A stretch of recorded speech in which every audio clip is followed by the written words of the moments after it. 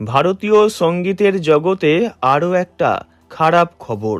প্রায় 6 দিন আগে লুধিয়ানায় বন্দুকবাজদের হাতে অপহৃত হয়েছিলেন পাঞ্জাবের এক বিখ্যাত গায়িকা। এতদিন নিখোঁজ থাকার পর তাঁর মরদেহ উদ্ধার হয় একটি খাল থেকে।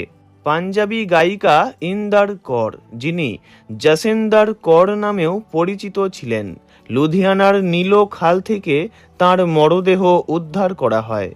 কী কারণে অপহরণ ও হত্যা, এর পিছনে কারা দায়ী তা এখনও স্পষ্ট জানা যায়নি। লুধিয়ানার নীলো খালে একটি মরদেহ উদ্ধার হওয়ার পর পরিবারের লোকেরা তা শনাক্ত করেন। মরদেহটি বর্তমানে সামরালার সিভিল হাসপাতালে রাখা হয়েছে। ইন্দার কর নিখোঁজ থাকায় গায়িকার ভাই যতীন্দার সিং পুলিশের কাছে একটি অভিযোগ দায়ের করেন, যেখানে দুজনের নামও বলেন তিনি। সেই অভিযোগের ভিত্তিতে পুলিশ 15ই মে মোগার বাসিন্দা সুখবিন্দর সিং ওরফে সুখা এবং তাঁর সহযোগী করমজিৎ সিংয়ের বিরুদ্ধে একটি এফআইআর দায়ের করেছিল। তবে গায়িকার পরিবারের অভিযোগ, এফআইআরের পরও পুলিশ পক্ষ থেকে কোনো বড় পদক্ষেপ নেওয়া হয়নি। যতীন্দার সিং জানান, তাঁর বোন গত 13ই মে রাত 8টার দিকে নিজের ফোর্ড ফিগো গাড়িতে করে বাজার থেকে নিত্য প্রয়োজনীয় জিনিস কিনতে বেরিয়েছিলেন, কিন্তু গভীর রাত হয়ে গেলেও আর বাড়ি ফেরেননি। পরিবার তাঁর খোঁজ করতে আরম্ভ করে এবং পরে জানতে পারে যে মোগা জেলার ভালুর গ্রামের সুখবিন্দর সিংয়ের সঙ্গে তাঁর পরিচয় ছিল। গায়িকার ভাই যতীন্দার অভিযোগ করেন যে সুখবিন্দর সিং তাঁর বোনকে বিয়ে করতে চেয়েছিলেন, কিন্তু তিনি সেই প্রস্তাব প্রত্যাখ্যান করেন।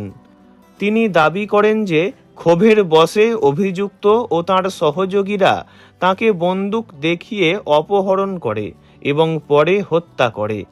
গায়িকার পরিবার আরও অভিযোগ করেছে যে হত্যাকাণ্ডের পর সুখবিন্দর সিং কানাডায় পালিয়ে যান। তাঁদের মতে হত্যা করার জন্যই তিনি কানাডা থেকে পাঞ্জাবে এসেছিলেন।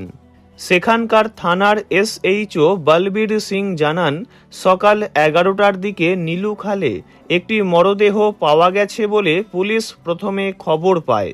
পুলিশের একটি দল ঘটনাস্থলে পৌঁছে শনাক্তকরণের জন্য পরিবারকে ডেকে পাঠায়। পরে মরদেহটি ইন্দর করের বলে জানা যায় এবং তার পরিবারের লোকেরা তা নিশ্চিত করে। তবে তদন্ত চলাকালীন পুলিশ জানতে পারে যে গায়ক সুখবিন্দর সিং নামে এক ব্যক্তিকে চিনতেন তিনি, যিনি মোগার বাসিন্দা এবং বর্তমানে কানাডায় থাকেন।